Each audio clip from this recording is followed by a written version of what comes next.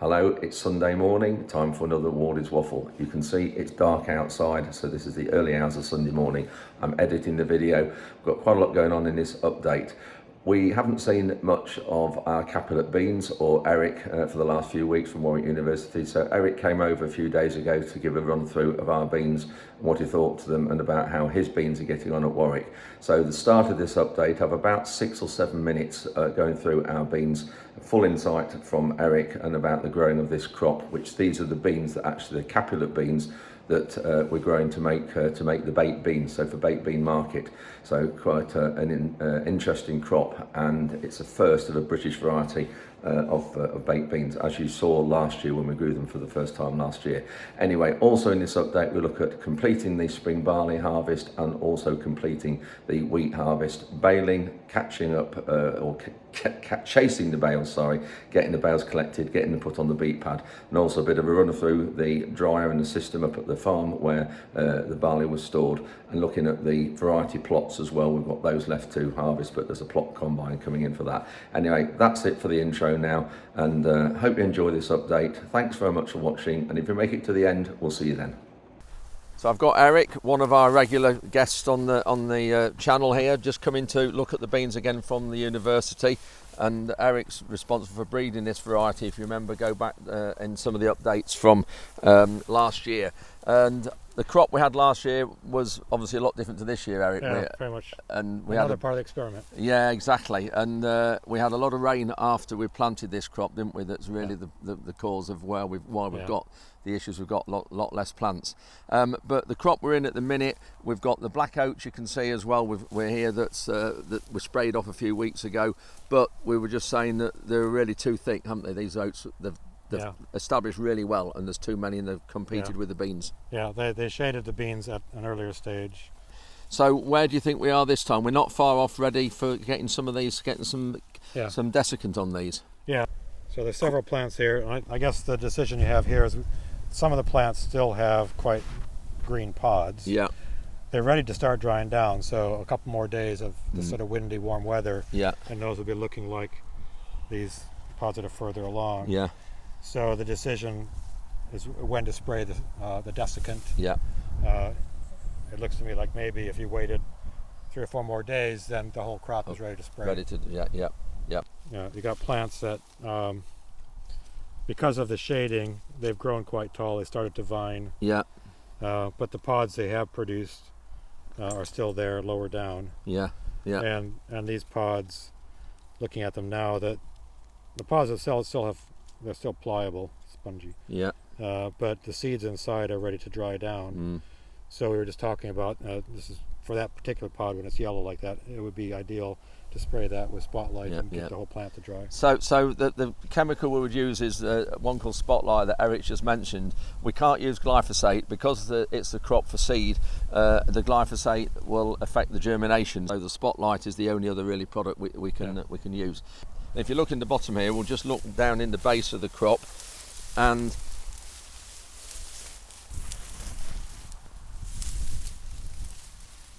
yeah, they've got some nice pods there. But we'll combine all these, the whole field.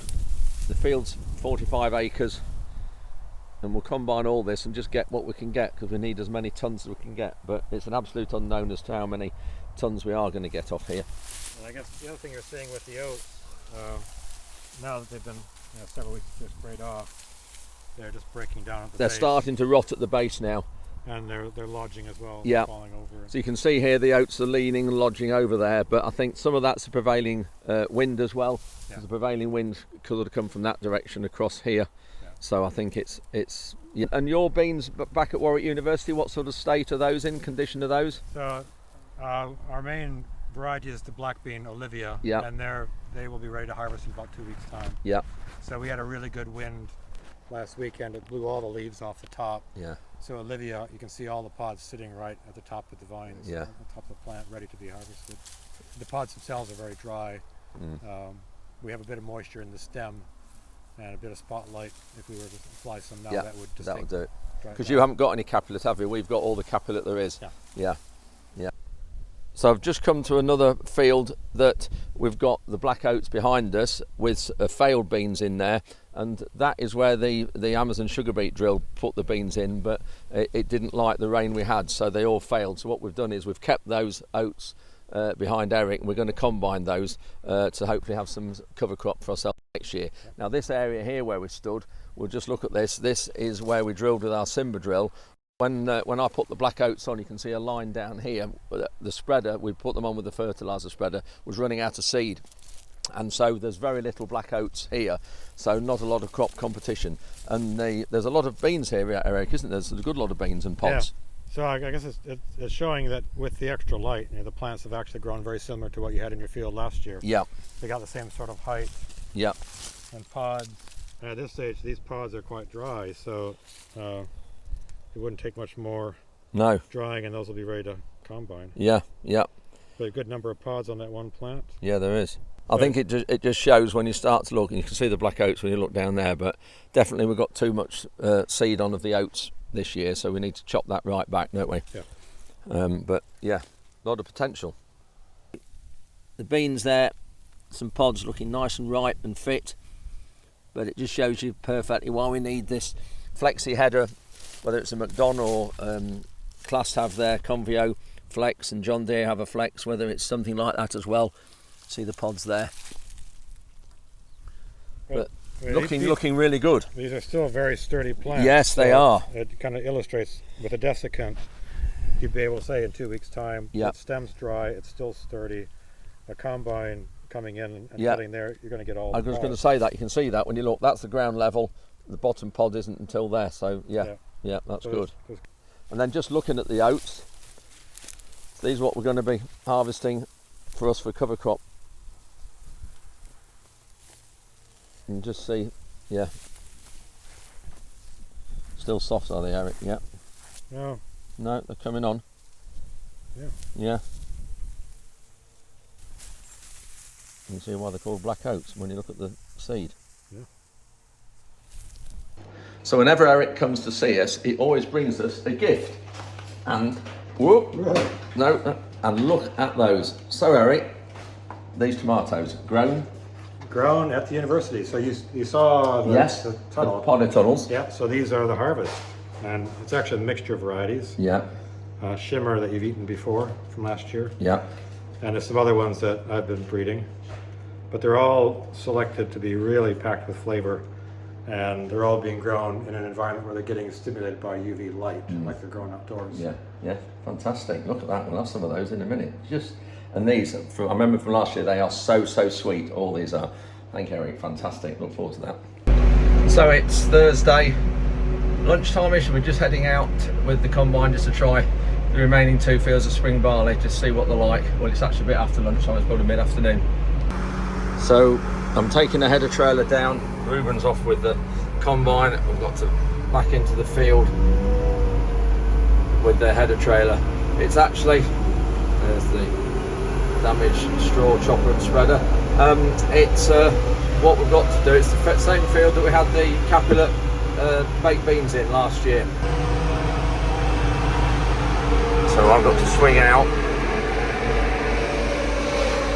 It hasn't got a steering axle here, and the header trailer has only got wheels in the middle. That's it.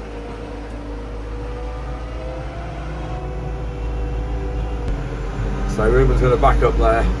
I'm just going to draw along the front, and it'll be right way on to go onto the header. We are just debating whether to put these lifters on or not on the front, but I don't know. We might just try it first. That's it.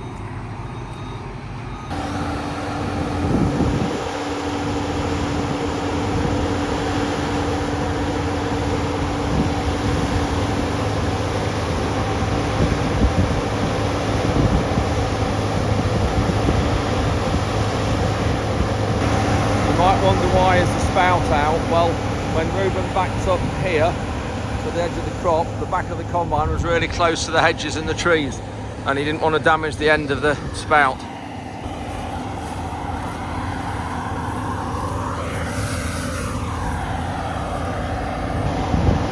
So we've nearly got this field done. It's only about 14 acres, so that's good. There's some straw. Look at that lot coming out. A lot of straw here. I got the MX out as well. Now we've got the aircon and battery sorted on that. Another full load to go up.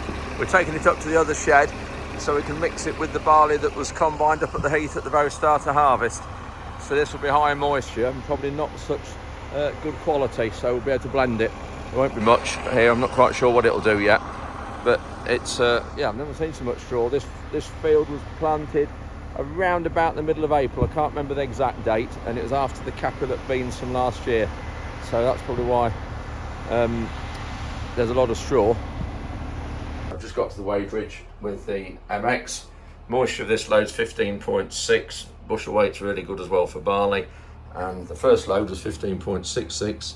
Getting into focus, there we go. And that's fine because our malting barley goes in October, and as long as it goes before the end of October, we're allowed it up to 16% moisture with the contract we're on. It's 8:15.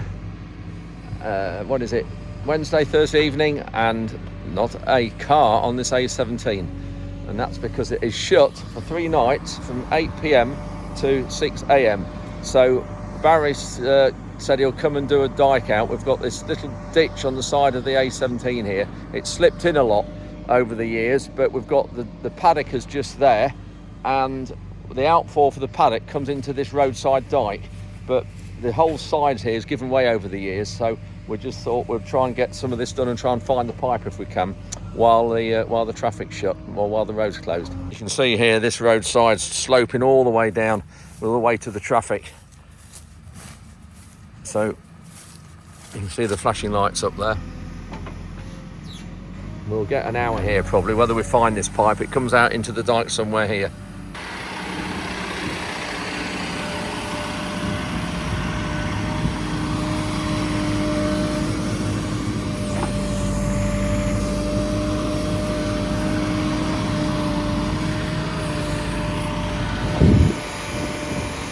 Just got the lights at the top of the cab shone round, made it much better.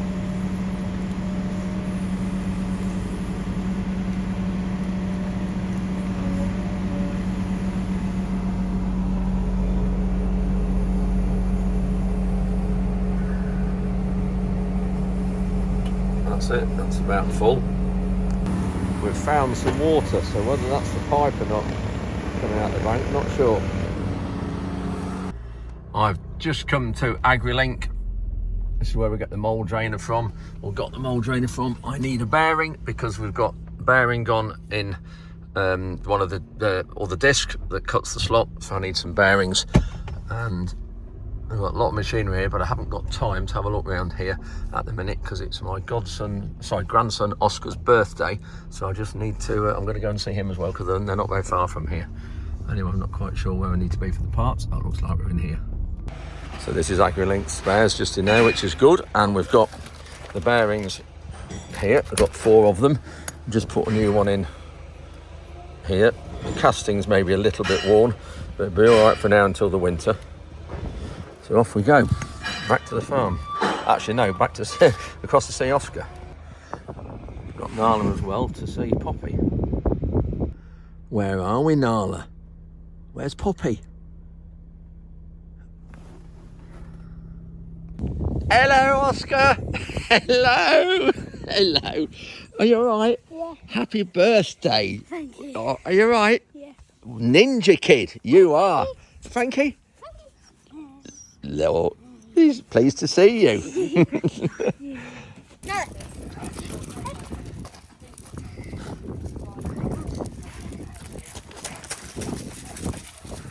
Right, Oscar, what have you got?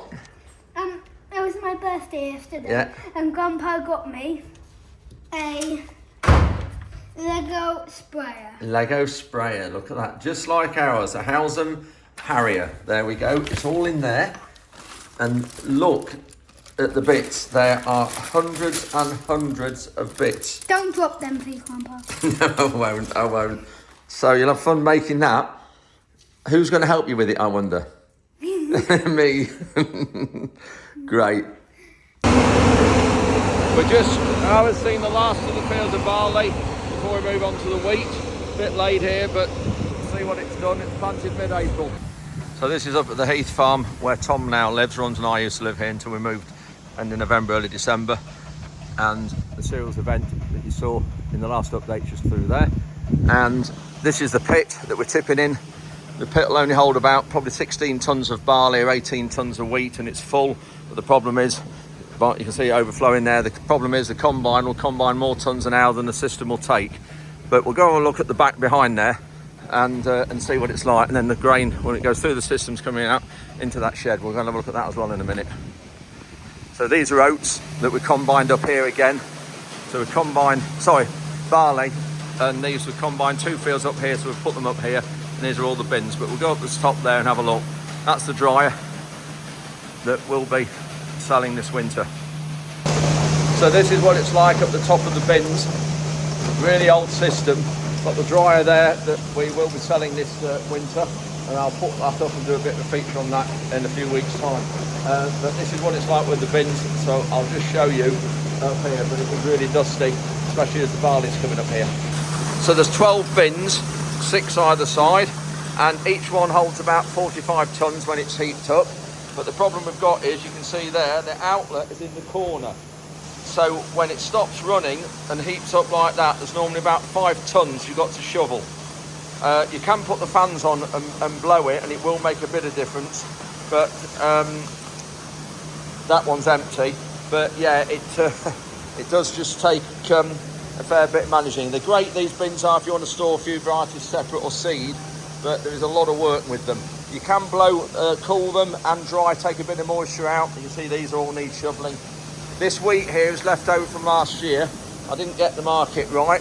Very difficult to do that, and so I've kept this over.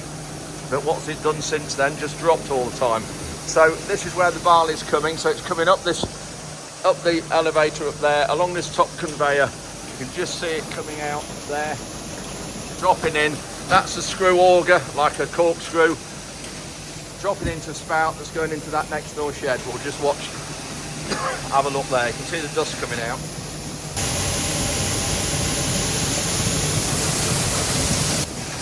Well, I've got an extractor fan there as well, and it does. You can see that's where the dust's heading. So a bit of an antiquated system up here. The elevator's meant to be 60 tonnes an hour, but they're not. I bet if they do 40, they'll do well. So this is in the shed where the barley's coming. It's coming down that spout you've just seen, and we push it back up with the Manitou. So I've pushed that back. That's from the 15-acre field that you saw us combine earlier in this clip, and then the Manitou's down at the other farm waiting with the header trailer on, so that we can come, when we finish the barley, bring the header trailer up with the Manitou. So I'm not pushing up with that. Hopefully it'll just be a big heap here, and I'll square it up and push it up tomorrow. Tom just arrived with second to last load of barley, and the pit is empty, which is good. There won't be a lot to spill out. Can't see through there.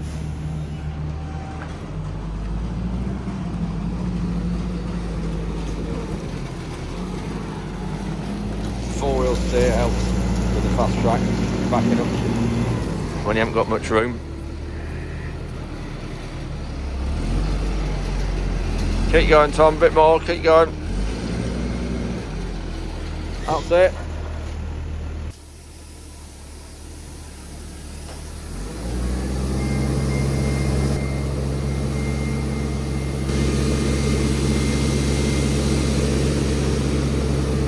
That's it. Full load. Just hold it.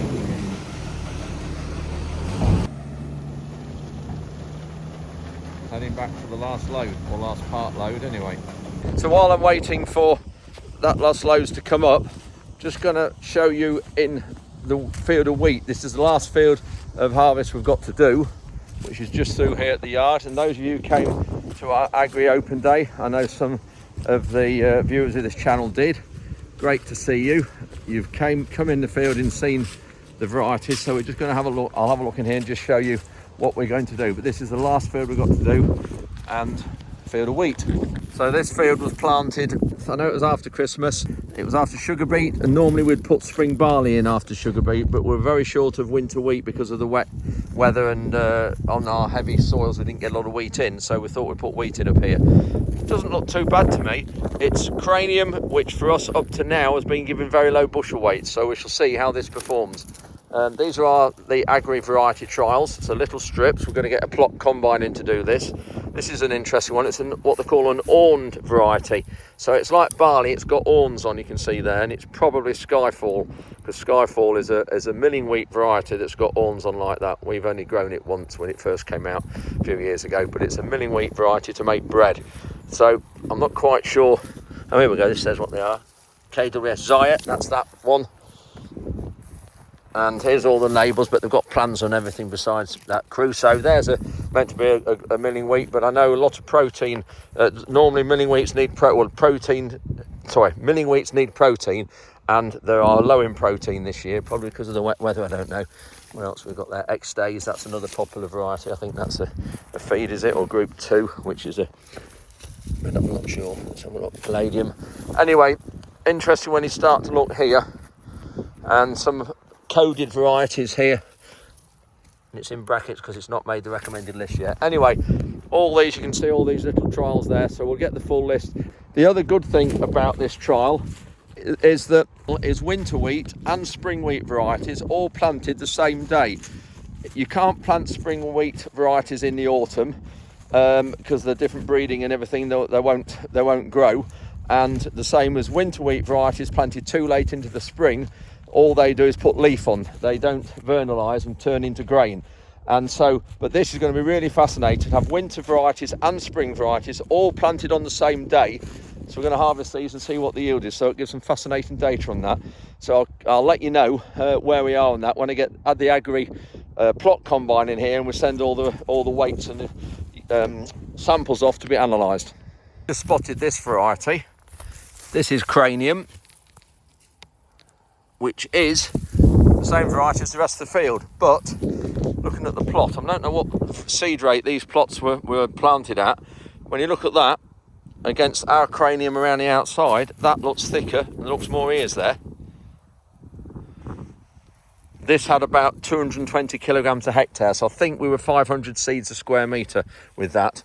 I suspect these were probably 400 because they would only have a certain amount of seed, and you can see looking at that as well. When you look at a square metre, if you like, there'll be less ears a square metre there than there will in the rest of ours there.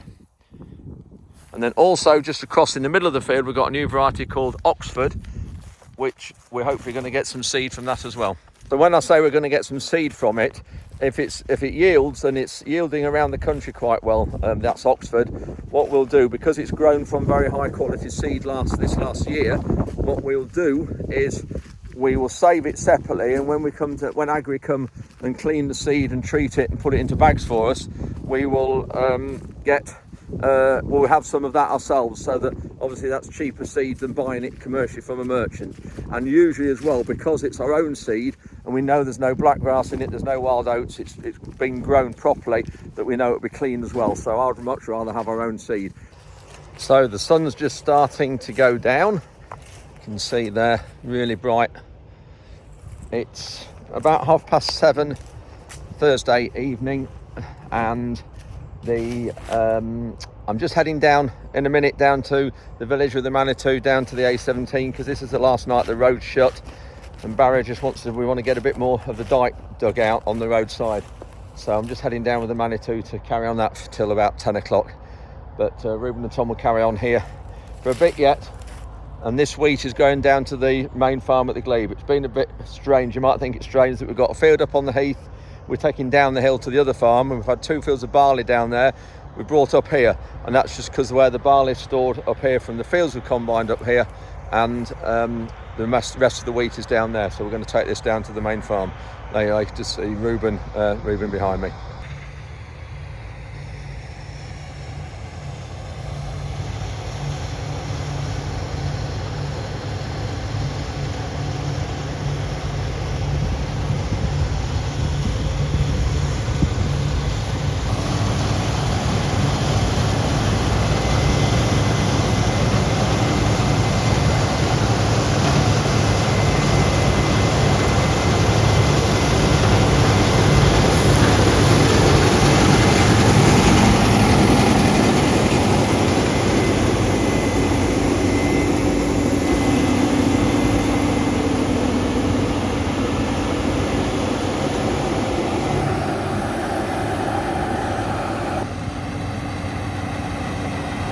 great to get the combining done out of the way.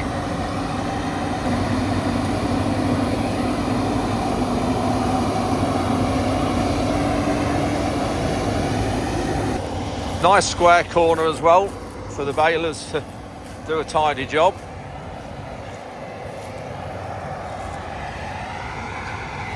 Well, this is night 2 of doing this drain out near the, it comes out from the paddock onto the A17, and just found the drain that comes out and it's running water. We weren't deep enough last night, so we're just going a bit deeper now.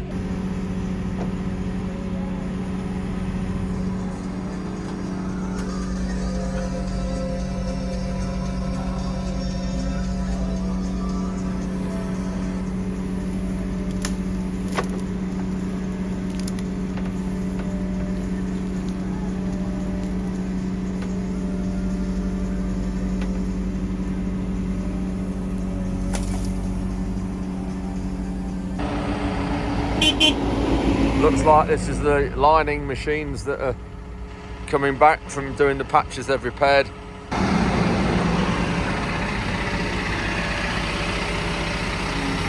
this is the last bucketful we're doing. We've had a fair stretch. Can't see the farm entrance up there, but it's about 150 yards up there, so good job done while this A17's been shut. It's Friday morning. We've got a couple of loads of wheat on the weighbridge that Tom and Ruben did last night while I was out with Barry doing the dike. And Jason, I think this one has turned up with a hedge cutter. We just went to cut the hedge outside the gate because we can't see. Anyway, it's only a couple of days, and then it's September the 1st when we can cut hedges legally. Anyway, it's we'll get these 2 trailers weighed, sampled, get them tipped around there. It's Friday morning and we've got the balers back in here. This will be the last day, hopefully get everything done.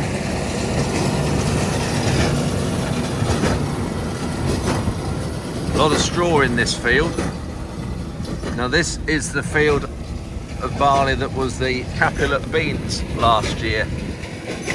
So the barley's done, I think, about 8.1 tonne a hectare, so it's done really well. Shows the value of a break crop.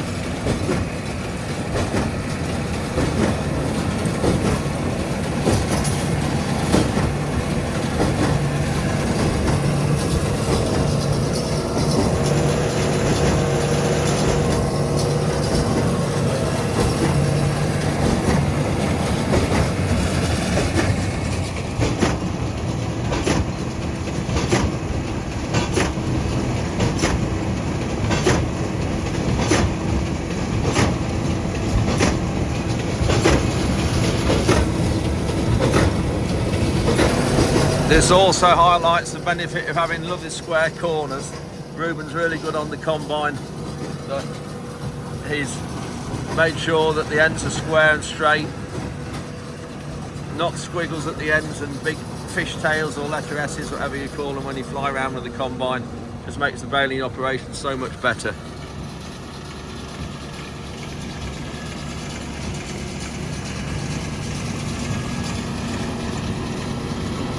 So we're on the homeward stretch. We've got the cranium wheat done.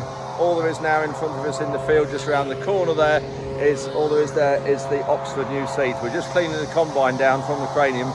Ruben's hoovered it out. Tom's just blown a header down to make sure all the wheat seed and barley seed's gone from the combine, because the Oxford is a new variety. We don't want any cross-contamination.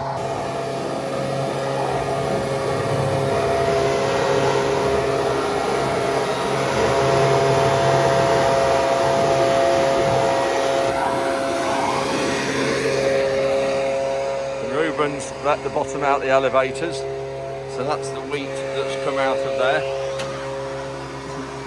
The flat ends, that's all the cross augers, so that's all cranium in there, so we want the whole combine clean really.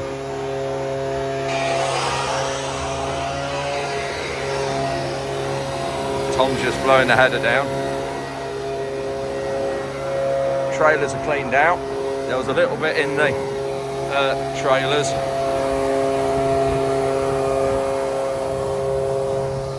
Here, that's all clean now.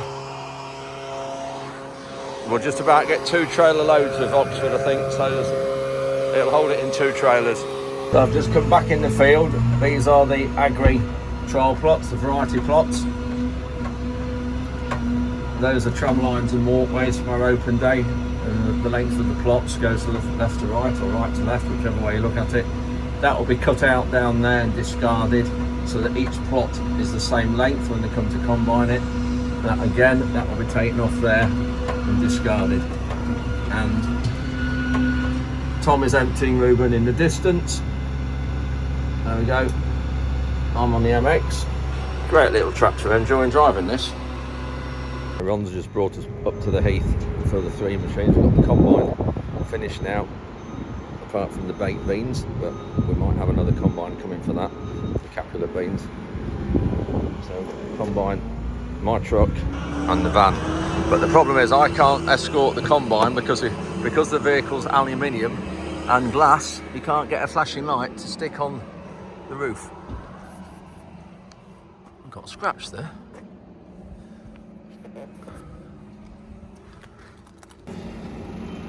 Tom's just escorting it down. It's quite wide, this combine is, with the tracks.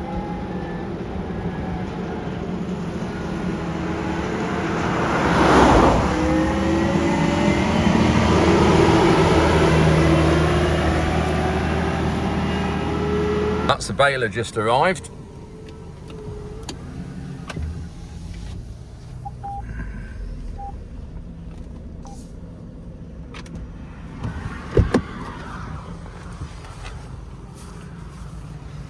This is the last field, which is great.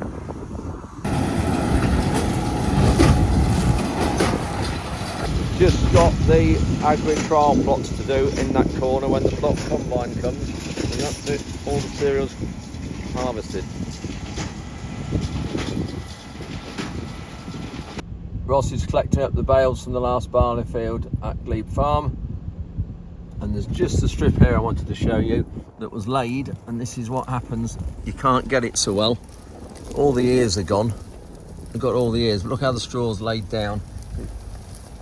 And that's stood up there where the baler's lifted the straw up, and it's lifted up the long straw as well. It's not been cut because the crop's laid, and this is why it's very difficult getting down with a normal header.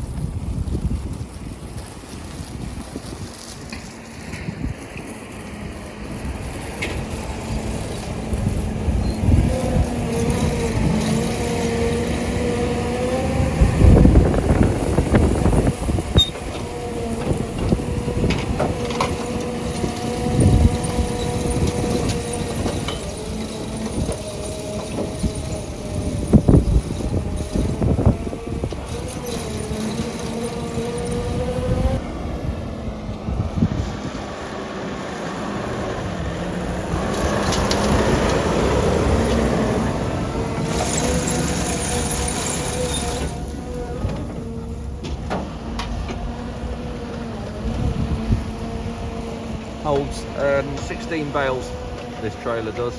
Following Ross down with the chaser. Look at that. Lovely covey of English partridges.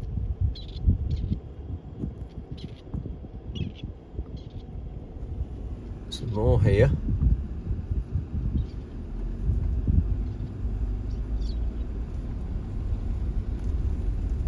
And some more there.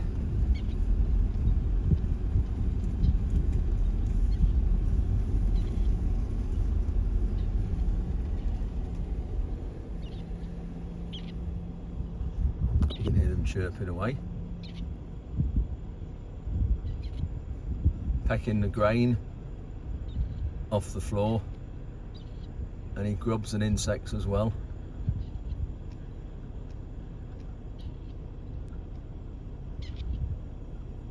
Just highlights everything we do for wildlife and the environment. It's really paying off. All the wildflower margins we have around the edge of the fields, really working. I'll leave them alone.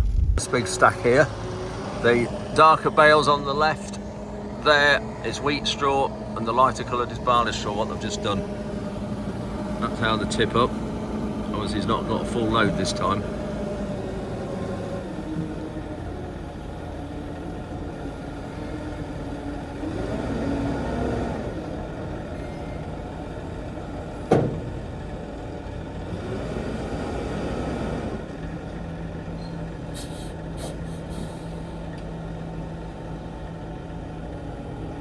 go.